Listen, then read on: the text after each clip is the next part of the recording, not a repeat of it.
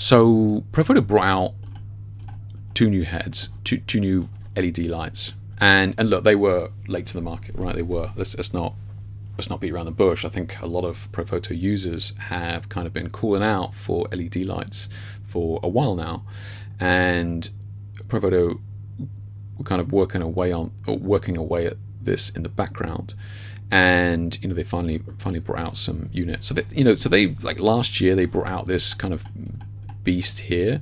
This was $9,000. So I think this came out late last year, October last year, something like that. And when they announced it, this is a big monoblock here, single point, one color as well. So it's just daylight, which is what, 5600 or something, 5700. So it's not even got a Kelvin range. So look, who is this for? This is not for photographers, right? This is for cinematographers and probably more specifically rental houses, right? So that's what they brought out kind of last year. Beast thing, like what was it, weigh 12, 13 kilos? I know we did a stream on it a while ago when it came out. It is a beast. It's a beast. So now they've brought out a couple more lights. This one here, which is the LP2000C RGB LED light panel, right? So I feel like this photograph here, although cool, doesn't make it look very big, right? Because they've, it's been beautifully well photographed with compression, so there's no kind of warping or anything like that. But it actually looks smaller here than it does in reality. So yeah, it kind of looks smaller here, but it is like it's a big old beast of a panel. So they brought this out, and then they also brought this out, right? Which is a single point, like kind of cob light LED head in there. And look at the front of this. So this is going to be very familiar to kind of any Profoto user. So full RGB, 600, so 600 watt power, and definitely a beast. And I want to get into some of the features of this in a minute, because I think there's a lot going on here. And again, look, I've got to be honest with you, I don't know whether this is targeted at us, right? I don't think these units are targeted at us. I think that they are making these units for the cinema world, right? And that's a separate team to the flash team that we've just been looking at over there. So they're working on the studio stuff, and they're working on this. Look, I think like this is obviously a lot of money, but we've just looked at that little what was it, 500 watt head flash, and that was what, $2,000. So we're getting a lot more in this. I know it's twice the price, but you're getting a huge amount more in this head. So let's kind of have a look at these. So let's rewind. Last week I was invited down to the VIP lighting event there for Panelux and Robe. And those of you who don't know who Robe is, Robe do the kind of theater style lighting, right? This is their kind of units here. So and Panelux is obviously the big boys in cinema, right? I've done some work with them years ago where they asked me to come down and kind of use their lights, and these things are like serious units, right? Serious units. And their Panelux panel was like £15,000 or something like that. So all of a sudden Profoto doesn't kind of look so crazy, but these different lights for different use cases, right? So anyway, went down there, and it's kind of a small event, which is good, but it meant that I had plenty of time to kind of talk to Rod, who is like the head of global cinema lighting over there at Profoto now. So he's the man in the know over there. Now, those of you who don't know who Rod Gammons is, Rod Gammons was the previous kind of owner of Rotalight there, and it was kind of his kind of baby and his mind that created some incredible lights there with Rotalight. Now, I won't go into too much details, but now he's working with Profoto, and he's developing the cinema side of their lighting. Now, I've known Rod for 2 or 3 years now, and ever since I met him first on, just randomly in a studio, it was apparent that the guy knows a lot about lighting, and I think this is why Profoto are very keen to have him on board, is because not only does he know a huge amount about lighting, he's written the code in these things, as well as he's got the business acumen with the patents that he owns, but he can also present as well, right? So not only is he an engineer nerd that knows how to code and wire chips and all that nonsense, but he can also stand up there and present that information in a very understandable way. So like, Profoto are very fortunate to have him, and look, I'm not saying all of these changes are certainly down to him, of course not. He's got a whole team there, but some of the changes that they've made in these lights are very, very, in my opinion, interesting for sure. So I filmed a bunch there when I was there at the event, and really I just filmed it because I knew that Rob was going to give me tons of information that I wasn't going to be able to remember. So I got home and I kind of transcribed the salient points, which I'm going to kind of look at now.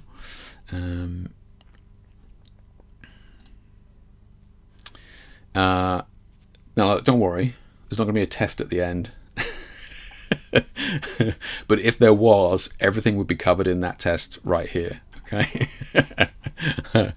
So let's kind of go over some of the important points with these. So I'm going to talk about the panel first, right? So this is a 2000 watt panel, which is the world's brightest soft panel. So that panel, for its size and that sort of thing, is the brightest. So, okay, what does that look like? You say like the brightest panel, like who is it going up against, right? So we have like the Vortex here, which is a industry standard panel, cream source Vortex 24. So this one coming in, right, 16,500, and what is I can't remember the output of this one. In fact, I think I actually put a spreadsheet together of notes. Don't worry, I won't be testing you on that.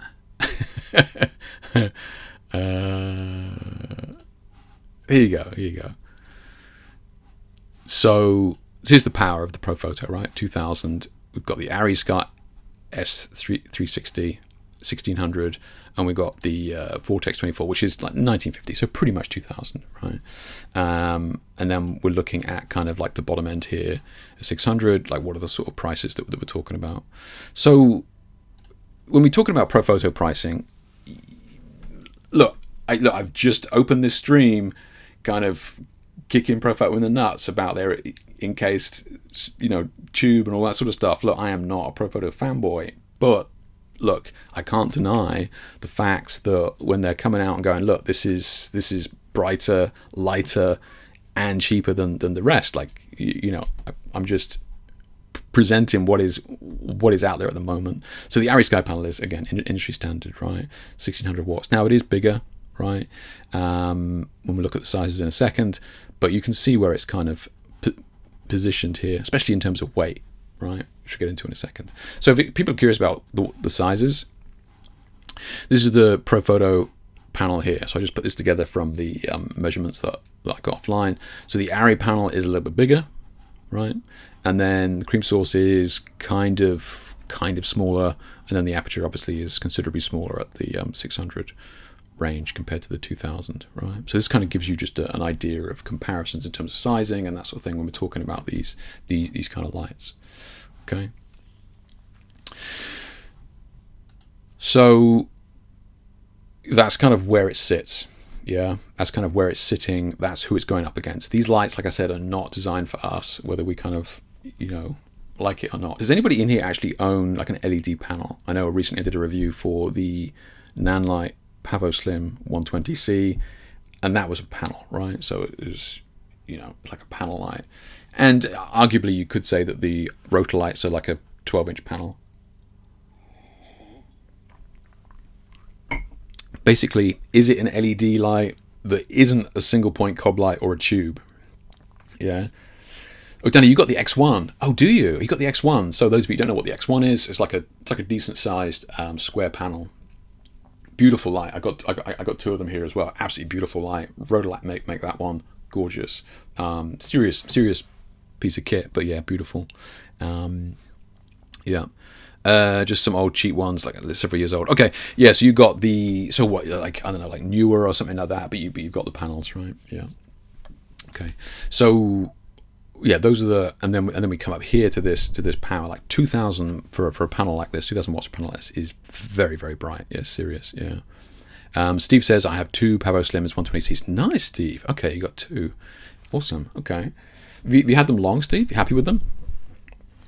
Because I've only got the one here, but I was kind of curious doing like a like kind of clamshell with it. I was kind of curious as to what you could get with it. I think you get in super close with like one above and one below. I think you get, yeah. I'm sure it's beautiful quality of light on the panels. Yeah. It's hard to beat road light. All they need is modifiers. Yeah. That is the issue there. Yeah, you got the cheaper, newer panels. Yeah, Ed, okay. And I think a bunch of people have picked up panels over the years, like LED panels over the years, just because it's just creates this kind of blanket of light, pretty easy to use. But like Danny's picking up on there, you can't modify them, so kind of tricky. Like they're really good at that one thing. Yeah. Okay.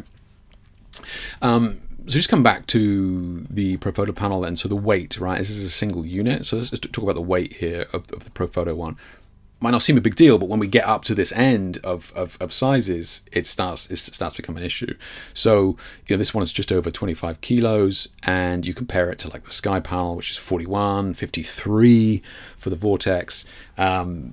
Big units, right? Huge units. So kind of 2 people units, right? And it also means the type of equipment and stands that we need to put these lights on now becomes significant. So you can use this, and they just had it there at the stand at the show. They just had this on a decent sized light stand, but it wasn't like fucking scaffolding that you would like you would need for these far bigger lights, right? Just a single stand. And like the 15 grand Panelux panel that I was using years ago literally had scaffolding for it, right? So they're making a unit here that can be used on set and moved around on set by a single person and on a single stand and that sort of thing. So they're bringing that brightness and the weight and that sort of thing. So like they are thinking about what is kind of needed on set here. Yeah. So all-weather rating, yeah, I mean, a lot of these things are now. So IP65, which just basically means as long as you're not submerging it, you're going to be fine. That's fine. So at the show there, they had this 6x5 foot softbox, and it was clean. I am going to see if I can find. I know I've got a video of that. I think I've got a video of that. Let's have a look. I think I grabbed it from. I took a shot anyway. So yeah, I need to run the video, but here you can see it here, right? Now this thing was so clean. So we got the LED head that they released late last year up there, and you can see it's on this stand here. So it is, it's a decent stand, but it's not scaffolding. And so the panel itself is probably in there. Like that, right? This thing was clean, man, edge to edge, clean. And this is because you have just a huge amount of light coming out from, rather than a single point, but coming out from practically everywhere in there, and it made this thing very clean. Yeah, very, very clean. So I was like immediately like, okay, kind of interested in that. And talking about that, then that is kind of a collaboration that they've done with Snapbag here. So Rod said that Profoto are making it, but it's kind of in collaboration with Light Panel's Snapbag here. So it's a serious piece of kit that softbox is, because when you get up to that size, it starts to fold in on itself, right? So you've got the softbox that is getting up to that size. Like how does it kind of support itself? So Rod says that softbox is about 2 kilos. No offense, Rod, I got to call bullshit on that. I find it impossible to believe that softbox is only 2 kilos. So if it is, I'll eat my words. But you have a softbox that is self-supporting with like a frame around the outside, so there's no light leaks or anything like that. Beautiful finish on the inside, which is obviously resulting in this very even spread of light. And yeah. And one other thing that he kind of mentioned that was important about this was the kind of clamps and stuff that actually attached to the light. So let me just see if I can grab a video here. Softbox clamps. I'm just going to make sure, I'm just going to mute the audio here. Yeah, you don't want to hit just in case.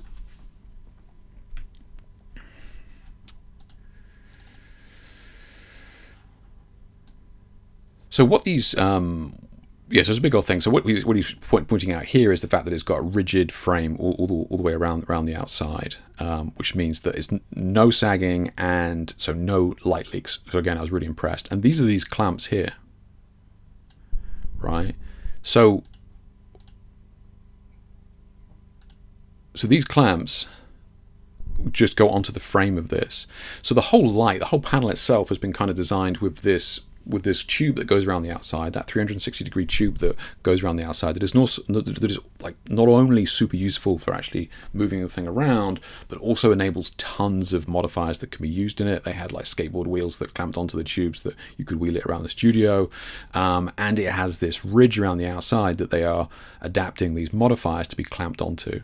So beautiful clamp there that's like super snug, and then just goes on like that all the way around. Why is that relevant? It's relevant because you can put that on by yourself, right? So again, this is kind of a big deal. It's a big deal. Like, you're not needing tons and tons of crew to put these things up. Like the, panel here, it's, what is this, like 45 kilos or something like that. Very, very difficult to kind of modify by yourself. So again, clever design on that front.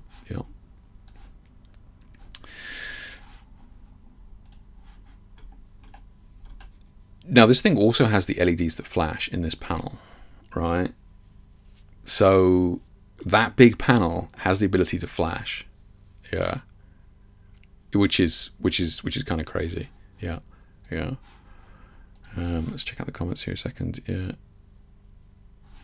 it's hard to beat real life for the just over a year from last year's TPS. Oh, Steve says he's talking about his power slims. Okay, Steve, yeah.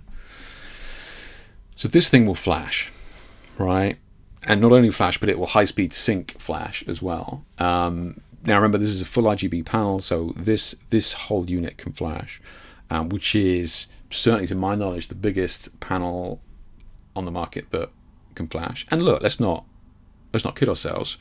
Rod from Rotalight is taking that tech over there with him to Profoto, and he's saying that this is the same Rotalight tech, flash tech that we're used to with Rotalights is now in this unit,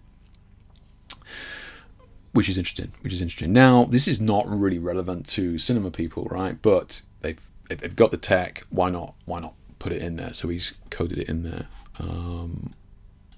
Interesting, because that's 2,000 watts. Let's not forget that. Yeah, it's 2,000. That's flashing 2,000 watts. So that's bright. That's bright. Yeah. So like I said, high speed sync here. I kind of made a note here about the flash durations. Now Rod says that the flash duration is about 1/30 of a second, but he also said that it's the same tech in the Rotalights that's in these Profoto lights. So my kind of hesitation here is that when I'm testing the Rotalights, it's far faster than the 1/30 of a second. Now he says that could be to do with shutter speeds and that sort of thing. Okay, fine. If he's saying that if it's the same flash tech from Rotalights in Profotos, great, because the Rotalight flash is outstanding. So if it's the same, no reason to assume that it wouldn't be. Then amazing, yeah, amazing. But I would kind of need to verify that and check it for myself. The panel also has working color spaces. So what does that really mean? So look, we use, like I'm sure most of you here have used LED heads at some point, right? And we've, playing around with the hue slider, right? Where, 0 to 360 or whatever it is, you choose any hue you want, have the saturation just crank to 100, off you go, right? So what can happen, especially with video, is that some of those colors can't be seen by the video that you're shooting, right? So, and like we know it as like 8-bit color and 16-bit color in Photoshop and that sort of thing, right? We know that certain colors are kind of out of gamut, right, or color space. So what this panel is enabling you to do, it's enabling you to assign a color space before you even choose the color, right? So you can go in here and select HD, 4K, Rec 2020 and that sort of thing, and then it won't allow you to choose a color outside of that color space, which is like, why is that not a thing on everything, right? Because it's super useful. So you're not shooting yourself in the foot and going, yeah, I want hue 360 with bright red, 100% saturation, and then disappointed when it doesn't look good because your color profile that you're shooting in can't see it, right? So this little feature here enables you to keep the colors within the profile, so it should avoid certain banding and just kind of blocky colors, right? Those of you who are not kind of aware what I mean here, I just grab something beforehand as an example, right? So look, so this, all the color that we see here for the most part is what our eyeballs can see, right? So all these colors here, our eyes can see all of these beautiful colors, right? This is why you should go outside more. Yeah, you can see colors that you cannot see inside. Yeah, so so this is what our eyeballs can see, right? And then these triangles here represent what the kind of profiles and gamuts and that sort of thing that the units that we're using can actually see, right? So here we got the Adobe RGB here, which is this kind of orange one in there. You might not be able to see it. I think it's pretty much in there, right? I'm being very, very generous there, but yeah, so you can kind of see where it ends up here, right? So like the Adobe is missing out on all these kind of high-end greens and blues, and this is why we struggle with the reds. I keep saying this. This is why you've got to be careful with reds and underexpose them to try and bring them back. But this is why we struggle with the reds, right? Because these profiles can't see it. Yeah, so don't just set your LED light to 360 saturation 100 and kind of expect it to pop, because it's just not going to. So what he's saying here is you can go into the light and assign Rec 2020, right, pretty standard, and boom, that means that the LED light will not allow you to pick colors anywhere outside of that. It just stops you from doing it. So like a small thing, but very, very useful. Yeah.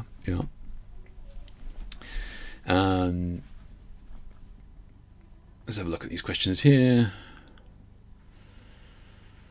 So Sterling says, finding an LED that can easily overpower the sun on any day. I mean, you wouldn't want to be flashed by 2,000 watts, man. That's really something. It's a fucking wall of light. You I think that's probably going to move the hair, you know. But still, I mean, am I going to test it? I would absolutely love to test that. I'm definitely curious. Yeah. So Danny says, I hope other lighting companies get with the program and put LED flash tech in their lights and make them affordable like Rotolight with modifiers. This is what I'm saying. Look, like, you know, it's certainly possible. You have to understand that it is a patent issue as well, but it's certainly possible, right? So, you know, maybe there'll be something down the road. Yeah. But it's certainly an interesting time for sure. Yeah. So that says it sounds like some basic as coding, and also probably a bit RGB sRGB color space is something close enough so you can't just see it with the naked eye. Yes, yeah. And it is, I mean, Vlad, I mean, I'm not a coder, but I would presume that that's not difficult to implement. You just need all the numbers, put them in, and then tell it, right, when you've got this profile, don't use these numbers, right? Yeah, I agree. Yeah. Once you've done it, I would love to see more of it. Yeah. So Tony says, there's always been a conundrum when using the web and its limited sRGB color space. Yeah, very true. Yeah.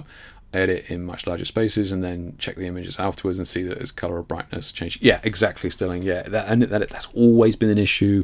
Even back in my graphic design days with Pantones and all that sort of stuff, it's always been a nightmare. Then you've got to translate that to CMYK for the printers, and it's not going to change anytime soon. But things like this will kind of help with that. Yeah. But it is. I mean, you see sRGB here, so you guys are talking about like the web, right?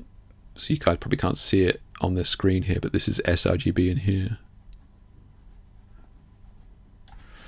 That's a little babber. That's a little babber of color, right? Look at these greens just living life out here, man. Just living their best lives. Just whew, can't touch me. Yeah, that is the color space of sRGB. Yeah, it's crazy, man. Yeah, crazy.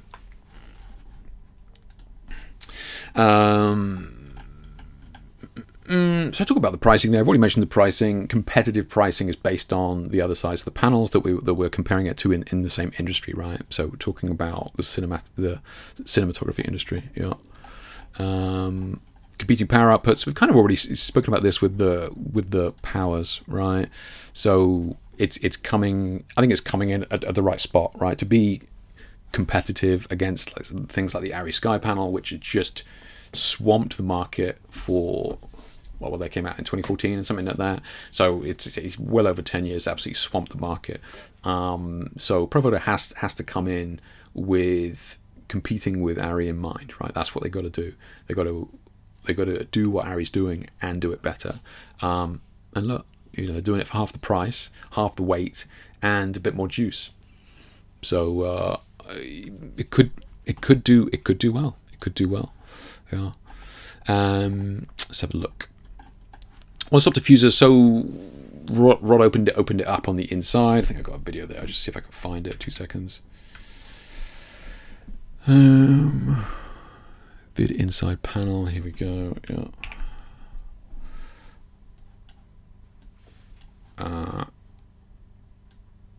So open it up. Vlad loves this. Vlad loves a good close-up of an LED.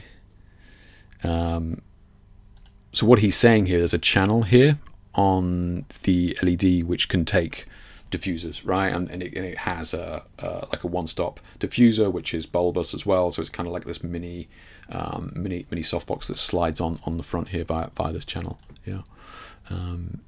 So yeah, that's what. Again, thinking about modifiers and what they can have on the front, simple enough, right? And that's nothing new. All the Sky panels and that sort of thing have a slot on the front that you can pop grids and diffusers on and that sort of thing. So that's cool. That's that. So coming on from that, then, seeing as we're on this video, the overlapping LEDs. So this is something that's kind of interesting, and we're going to talking about beam angle here, right? So that's the angle that the LEDs actually illuminate from. And what Rod is saying is that the beam angle of these are 120 degrees, which means that they technically overlap. So if you were to take this panel, not have a softbox on it or diffuser or anything like that, and just point this bare LEDs at a white wall, you're not going to have any color fringing because those LEDs are technically overlapping due to the beam angle that they have. Now he's saying that, and again, like I'm just relaying what I was told here because I have not tested like an open panel like this against a white wall, so I can't comment. But he's saying that with other panels, if you do this, you can see color fringing where all the LEDs don't fully overlap, right? Because as we know, red, green, and blue make white, right? That's the whole premise of it. So they're making the colors with these different colored LEDs, and if they're not overlapping, it doesn't matter if it's got diffusion over it because that means that all the light is mixed up and diffused, and that's fine. But if you're just using it bare with a grid, for example, sometimes you'll see chromatic kind of aberrations and that sort of thing as well. So kind of looking at issues that are already there in current lights and trying to overcome them with things like beam angle, which is kind of interesting. Yeah. Rigid softbox, we kind of already spoke about that. Softbox attachment, we already spoke about that. The softbox weight, which I'm sus on. But if it is, that's some dark magic. The rail, so that's what I was talking about. The rail there, where the clamp was on, and also the tube that's all the way around the outside. That means that a single person can put it on a stand quite comfortably. Yeah. So clean and simple menus, like not really anything to write home about, but it's just kind of worth noting that it's just two buttons, right? 2 buttons and a dial, and that's it. Yeah.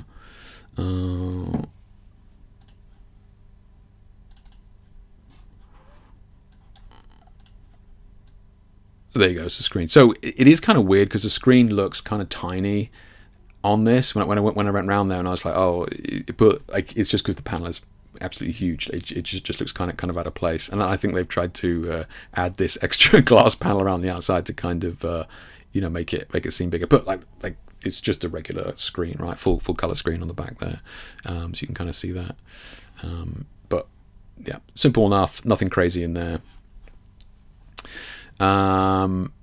So let's get into this then. Again, this is going to be a little bit nerdy, but still kind of interesting, right?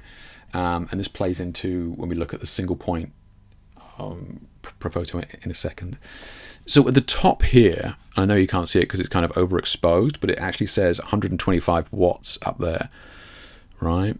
So that's the current draw of the light at the time that it's being used. So I'm at 6.4% here. Remember, this is a 2000 watt light. So at the moment, this is the draw from the light. It's telling you the output, right? So you see that changes like 100 watts, and then so like you go into the colors, and as soon as I'm affecting the colors here, and that is affecting the draw on the head as well. Now it's not a big deal, right? Why do I need to know that? Which is kind of useful if you're running it on generators, right? If you're on location, you're running it on generators, and you kind of want to know, like, what is like, okay, I'm not using it at 100 watts, so I'm using it at kind of 30%. Actually, how many of these can I plug in? And okay, so that just gives me like 275 watts of draw. Cool. Okay, I can plug 2 or 3 of these into the generator and be absolutely fine. Now you can go one step further with that, which is kind of cool, and actually power limit the light itself. So you can actually go into the menu and go, make this 2000 watt panel a 800 watt panel, right? So now you can't blow anything, right? Which is kind of cool. So if you've got two 800 watt heads now plugged into a 2000 watt generator, you're like, cool, okay, we got 1600 watts there.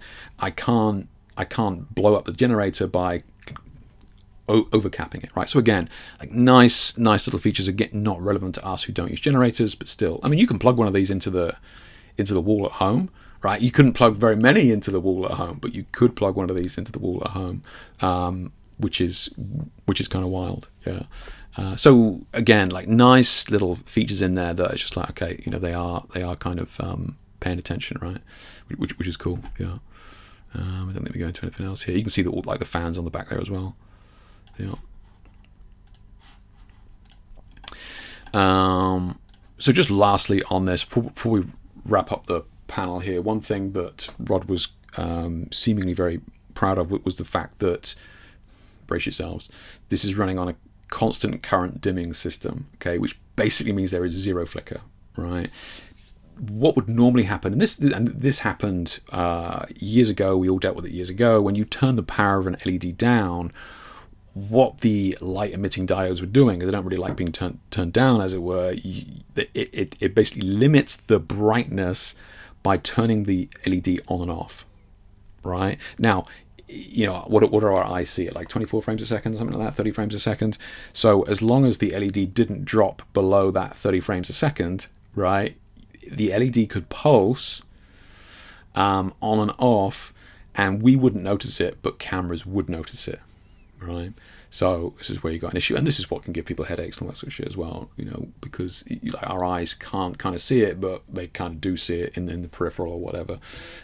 Anyway, so what like the old school way of doing it was pulse width modulation, which like I said, when a lot of LEDs got down below like 10% power, for example, that's when it would start to pulse. And I remember originally, like the Profoto heads, the LEDs that were on there, now to be fair to Profoto, they weren't designed as video heads, but people started to use the modeling bulbs as LED heads, and they had this nasty flicker, right? I mean, the benefit is that it has far less drain on the battery, right? So it's something that you'll see a lot of in battery powered LEDs, because you get tons more battery life out of your LED if it's turning off and on, right? So yeah, that's that.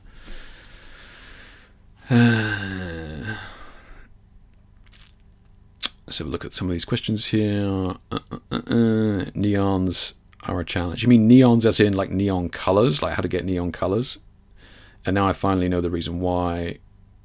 What do you do when having to shoot a neon product? Oh yeah, because outside of gamut. Sorry, yeah, gotcha. Yeah, true.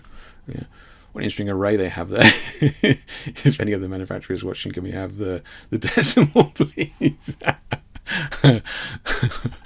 Yeah, I knew you'd appreciate that, Vlad. I knew you'd appreciate that. Yeah. So look, this is a serious bit of kit. Is it targeted at us? No, I don't think it is, and that's fine. But they are doing a lot of kind of interesting stuff in there with the tech and other bits and pieces in there that I thought was pretty interesting. That is, opens up the possibility of like, what if, right? What if? So, serious piece of kit. And look, I hope it does well for them. When you compare it against the Arri Sky panel, and not against anything in our photographic world, then it's a serious contender. You got to understand that you go into some of these studios and production houses and that sort of thing, and they'll have like 64 Arri 360s, right? A lot of money. Yeah. So it's a different market for sure. Yeah, for sure.